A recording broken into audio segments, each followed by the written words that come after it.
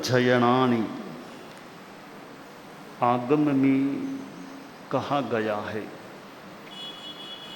तस्येष मग्गो गुरु विद्ध सेवा विवज्जना बाल जनस्य दूरा सज्जाय एगंत निसेवनाय सुतत्थ संचिंतनया धीय।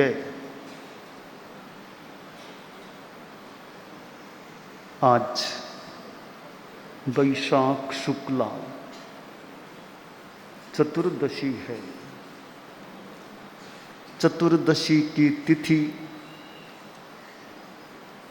धर्म तिथि, धार्मिक तिथि के रूप में मानो प्रतिष्ठित है। चतुर्दशी को विगय वर्जन उपवास ऐसी परंपरा भी संभवतः पहले तो ज़्यादा थी, वर्तमान में उतनी यहाँ हमारे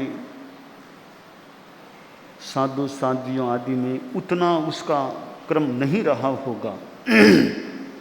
इसका एक कारण तो यह है कि हम शुक्ला त्रयोदशी को उपवास आदि कई कर लेते हैं, चतुर्दशी को तो पालना आ जाता है। इसलिए भी और कईयों के नियम भी शुक्ला त्रयोदशी का कुछ करने का होता है, तो चतुर्दशी को तो फिर उतना संभवतः बैठता नहीं है। फिर भी चतुर्दशी एक हमारे आगम में जिसका उल्लेख माने चतुर्दशी जो भी, तो वह तिथि है। और चारित्रात्माएं जिनको साधुत्व प्राप्त है, कितनी बड़ी संपदा उनके पास है। किसी सम्राट के पास संपदा होती है तो साधु तो धर्म सम्राट या आत्म सम्राट के रूप में होता है, हो सकता है। धर्म सम्राट वह है जो धर्म को अपने जीवन में उतार लेता है और मन को वश में कर लेता है। वो मन सम्राट और धर्म सम्राट, भले वह सामान्य साधु है, परंतु धर्म जीवन में होने से वह धर्म सम्राट हो जाता है। चारित्रात्माओं ने दीक्षा ग्रहण की है, समणियों ने भी समणी दीक्षा ली है, तो अपना अपना वो दीक्षा का दिन भी है। किसी की कोई तिथि है, किसी की कोई तिथि है। तिथि भले कोई भी हो, वो साधुत्व मिल जाए वो बड़ी बात होती है। इसलिए दीक्षा लेने का बड़ा महत्व है। करोड़ों अरबों गृहस्थ होंगे, उनमें दीक्षा लेने वाले कितने होते हैं। मैंने भी आज के दिन साधुत्व प्राप्त किया था। आचार्य भिक्षु से जुड़े हुए इस धर्म संघ में साधु के रूप में स्थान प्राप्त किया था।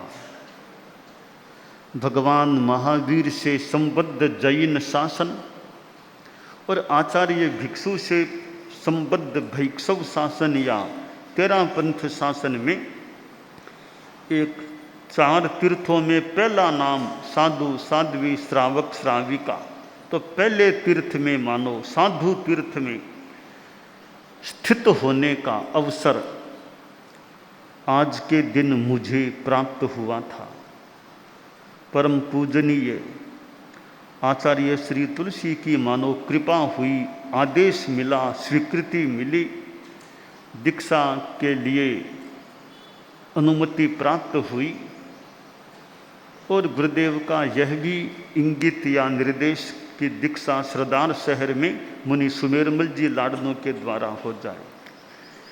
गुरुदेव तुलसी तब दिल्ली में विराजमान थे मैं दिल्ली भी गया था दीक्षा की अर्ज के प्रसंग में, और वो फिर दीक्षा का स्वीकरण का क्रम बना। और आज के दिन मुनिश्री सुमेरमल जी स्वामी लाडनू ने मुझे विधि विधान के साथ साधुत्व प्रदान किया था। मुनिश्री उदित कुमार जी स्वामी के साथ मैं भी दीक्षित हुआ था आज के दिन। तो दीक्षा आ जाना बहुत बड़ी बात है।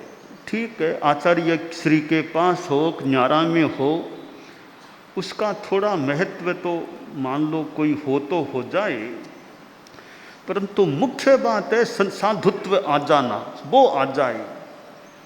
तो वह साधु दीक्षा आज के दिन मुझे प्राप्त हुई थी।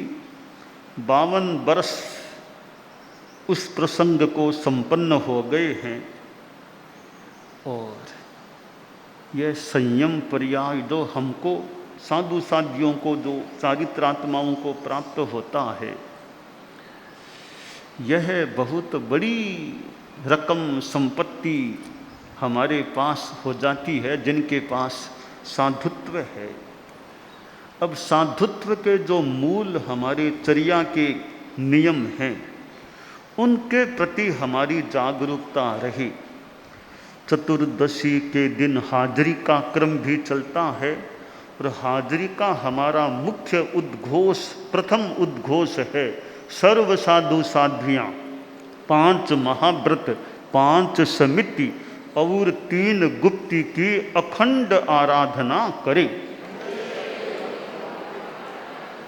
यह हमारा साधुपन है कि 5 महाव्रत, 5 समितियाँ, 3 गुप्तियाँ, ये 13 नियम हैं। बस यह हमारा साधुपना हो गया। एक और डाल दें तो रात्रि भोजन गृमन व्रत, वो और साथ में जोड़ें तो 14 कर दें, मूल 13 कहे जाते हैं। तो इन 13-14 के प्रति हमारी सजगता रही, तो यह हमारी सफलता है। विद्वत्ता, लेखकत्व, कला, सूक्ष्माक्षर लेखन, पात्री पर नाम लिखना, पात्रियाँ रंगना, यह भी एक कला का पक्ष है। परंतु विद्वत्ता ज़्यादा नहीं भी आई, बहुत बड़ा व्याख्यानी कोई नहीं भी बना, पर साधुपना हमारा अच्छा है तो कल्याण तो हो जाएगा। यह पक्का विश्वास करें कि भी ज़्यादा विद्वान नहीं भी बने, ज़्यादा बड़े साहित्यकार नहीं भी बने, पर साधु अच्छे बन गए हैं तो आशा करें, विश्वास करें, कल्याण तो हमारा अवश्य होना है। इसलिए मूल संपत्ति साधुत्व है। साधोः साधुत्व संरक्षा कर्तव्यं प्रथमं मतम तत्र क्षम्या क्षतिर्न स्यात् मनागपि मनस्विनः। साधु का प्रथम कर्तव्य है साधुत्व का पालन करना, कि वो हमारा अच्छा रहे। हालांकि साधु साधु में भी अंतर हो सकता है, कोई पूनम के चांद के समान है, कोई बारिश के चांद के समान है, कोई दूज के चांद के समान है।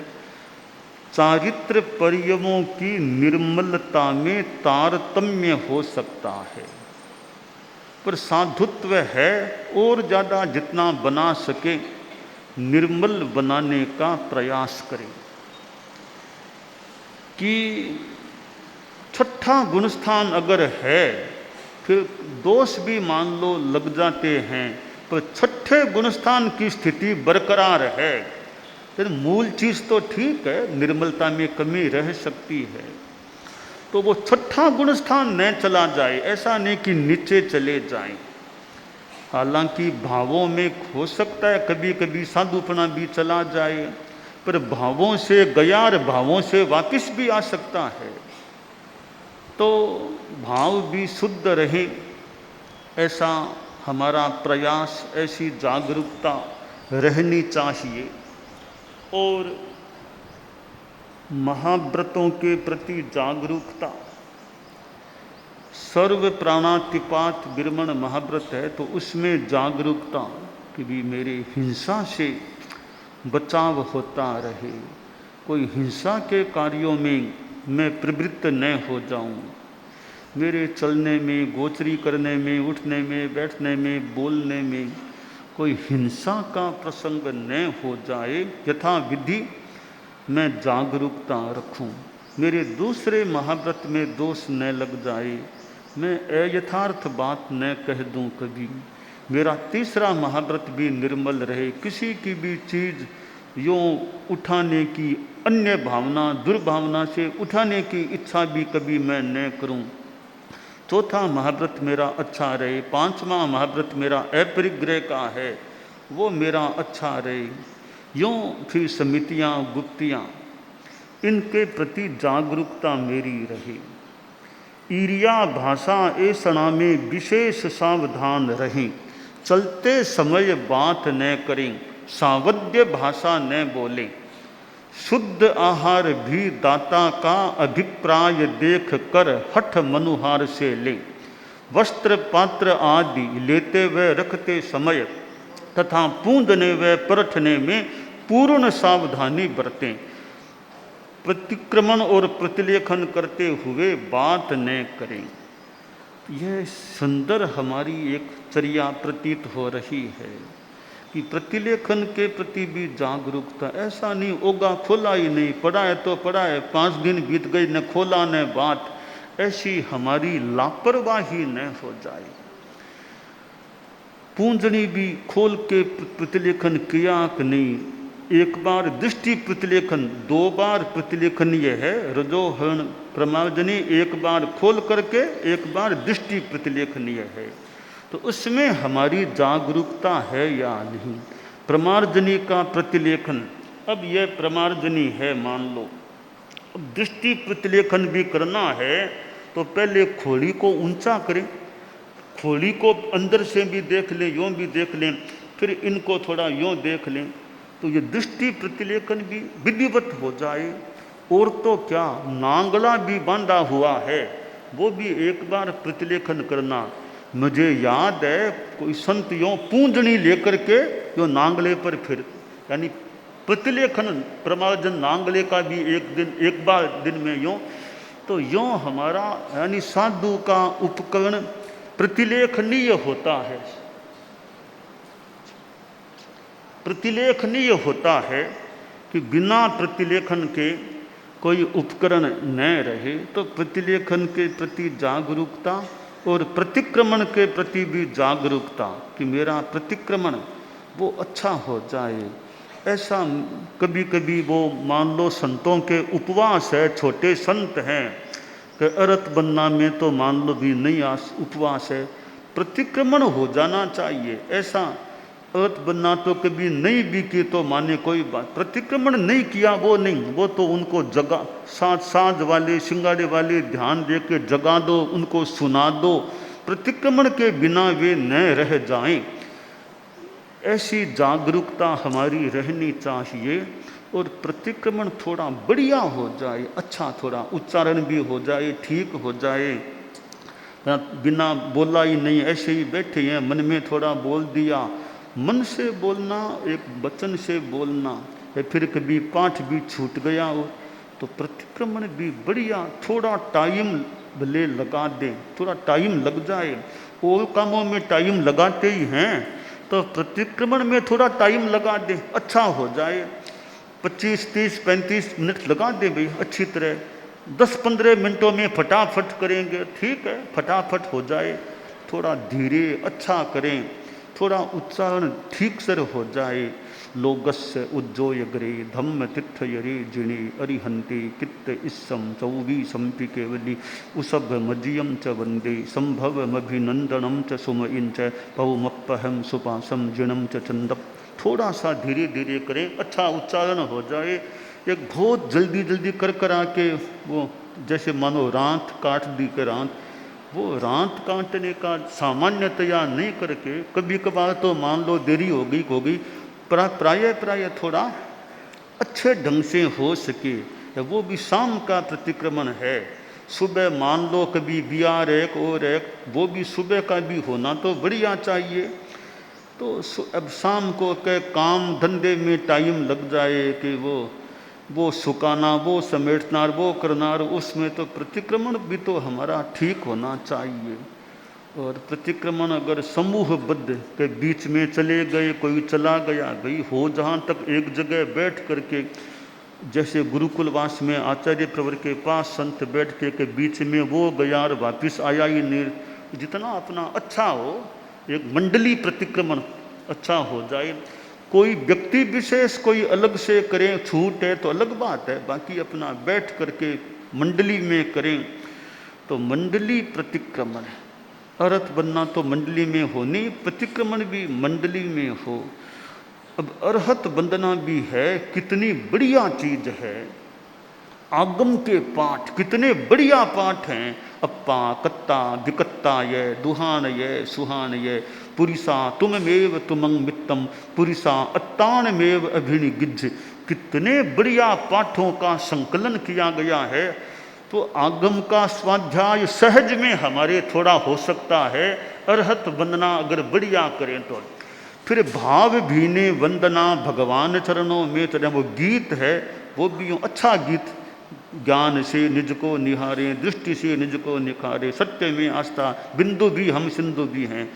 तो अर्हत वंदना भी अगर अच्छी हो जाए, हम अर्हत वंदना में बैठ गए पर किसी को नींद आ जाए, किसी को कुछ कोई, तो अर्हत वंदना फिर बढ़िया नहीं होगी, तो उतना लाभ कैसे मिलेगा।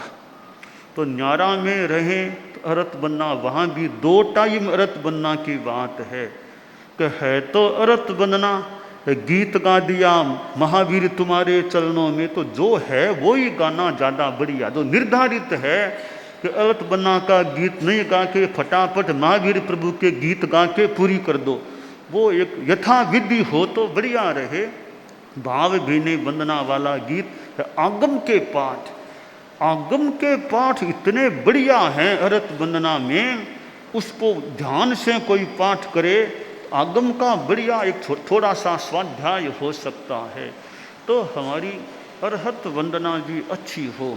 और अर्हत वंदना को थोड़ा ध्यान का रूप अगर मिल जाए, ध्यान का रूप कि स्थिरता से बैठ जाएं, हलन चलन विशेष कुछ नहीं करें, ध्यान की मुद्रा, हाथ अगर जोड़ लें, साधु साध्वी के मुख भस्त्रिका है ही, भाव भीनी वंदना अगर हाथ थोड़े जुड़ जाएं और ज़्यादा एक बाह्य मुद्रा भी हमारी भक्ति की हो जाए, तो यह एक अच्छा क्रम है अर्हत वंदना का।